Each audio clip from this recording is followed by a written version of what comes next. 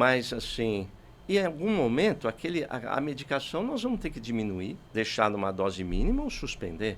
E esse é o momento que a gente chama de momento de manutenção, que acho também muito importante continuar indo no médico, no profissional que está te ajudando a emagrecer e depois a manter peso. E a gente precisa manter peso, uma vez conquistado o peso inferior, por pelo menos 2 anos. 2 anos, 3 anos. A partir daí, todo o sistema de homeostase, de regulação do corpo, começa a favorecer a manutenção do peso. Porque as células adiposas, né, as células que guardam gordura, a gente, quando come demais, elas se multiplicam. E a gente tem um número maior de células, principalmente na primeira infância, na adolescência e na gravidez para as mulheres. E uma vez multiplicadas essas células, ela, para deixar de ter capacidade de... Ela volta a ser um pré-adipócito depois de algum tempo.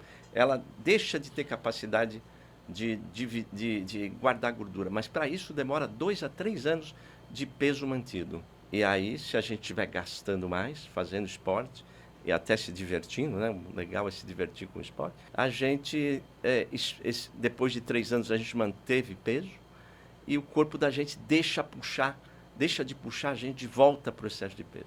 Interessante. Eu tenho uma passagem muito, muito interessante que eu vivi. Uhum. Eu fui ao meu médico, eu estava com um pouquinho de sobrepeso, eu trabalhava muito, muito estresse, muita coisa, tinha 3 empresas, era uma loucura, aquilo me consumia. Então o médico me diz, ó, você passa a comer mais salada, tudo bem. Aí, mas só que eu comi uma bacia de salada. E eu falei para ele, escuta, eu tô fazendo o que o senhor me manda, mas eu não emagreço. Ele falou, peraí, qual a quantidade que você está comendo? Eu digo, eu como uma bacia. Ele falou, mas não vai. Ele falou, fecha o seu punho. Ó, esse aí que cabe de comida, esse aí que você tem que pôr. Mais que isso não vai dar certo. Olha, eu acho que ele não estava tanto assim preocupado com a sua quantidade de salada, mas talvez a quantidade de batata, de fritura de carne, né? Se a gente controlar. Porque salada, pelo menos estamos nos referindo a folhas verdes. O componente principal de salada, tem muita gente que pensa, come salada? Eu como tomate com pepino, uma cenourinha. Mas cadê a folha verde? Cadê o, o, o alface, o almeirão? Cadê a selga? Esse é o componente principal de qualquer salada. Depois você tem os legumes associados, que também são importantes.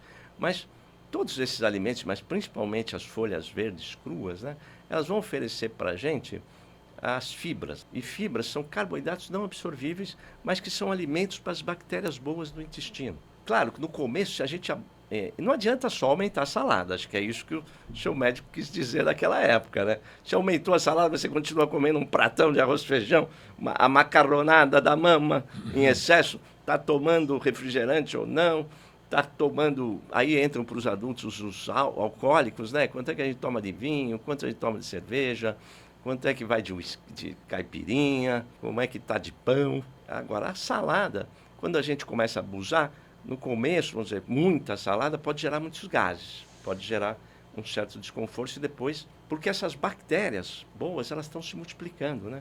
A gente tem uma flora intestinal, né? Que também é objetivo de muito estudo hoje em dia, né? Que existem bactérias, né? Assim que a gente nasce, o nosso tubo digestivo, né, começa a ser colonizado por bactérias. E a gente pensa em bactérias sempre uma coisa ruim, invasiva do corpo, mas não. A gente faz simbiose com alguns desses micro-organismos que ajudam a gente na defesa. Se a gente parar para pensar, o alimento ele não é estéril. O alimento tem uma série de bactérias, o vírus, um monte de coisa. Então, quando a gente come, o tubo digestivo está recebendo bactérias que podem ser danosas para a gente. Mas, se a gente tiver bastante dessas bactérias que são boas e que só fazem coisas boas para a gente, faz até uma parte da digestão, produz substâncias que equilibram o cérebro da gente também, protege, então são a primeira barreira para a entrada de bactérias e vírus, né? E são desintoxicantes também. A gente forma uma flora saudável que, inclusive, pode nos proteger contra o excesso de peso. Porque existem bactérias que fazem parte da nossa flora que predispõem a gente à obesidade. E outras bactérias que protegem a gente contra a obesidade. E como é que a Entendi. gente obtém essas bactérias boas? Como é que a gente faz crescer as melhores? Uma delas é a salada, porque a salada tem esses carboidratos que nós não conseguimos digerir e absorver, que são as fibras, e que alimentam essas bactérias boas. Entendi. E aos poucos vão ajudando. Também os legumes, as frutas, né? Porque tem as fibras que são solúveis em água, que vão formar um bolo fecal suave para sair e reter água, né?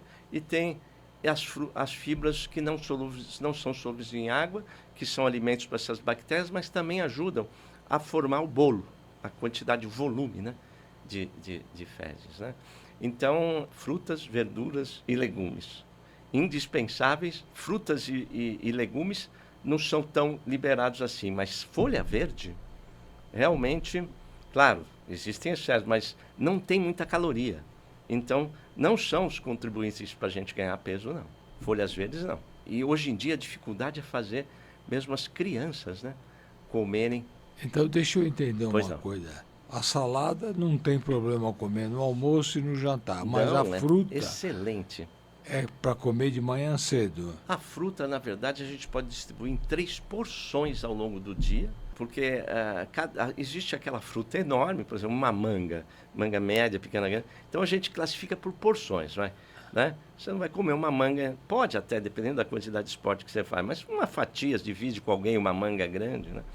Então a gente chama de porções, maçã e tal. Então vamos distribuir 3 porções ao longo do dia, talvez até 4, depende da faixa etária, né? Mas realmente se comer fruta demais, aí pode engordar. Mas geralmente o mal das frutas não é quando a gente come, é quando a gente faz delas sucos. Isso aí a gente perde vitaminas, sais, minerais e fibras e a gente consome uma quantidade de caloria muito maior. É diferente você comer a laranja, com o bagaço, inclusive, que na, naquela parte branca da laranja a gente tem pectina, que é uma fibra maravilhosa, que é desintoxicante, também alimento para essas bactérias boas, e arrasta as gorduras, por exemplo, para fora, assim como as saladas.